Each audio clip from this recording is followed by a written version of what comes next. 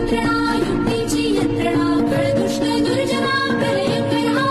सत्तांचा रक्षतो शत्रूंनी खंदतो भावंड भावना संस्थापितो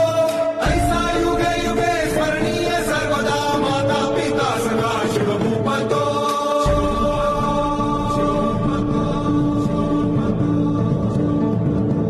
द्रवदंड पर चीता मृगशुंड पर भूषण वेतुंड पर जैसे मृगराज है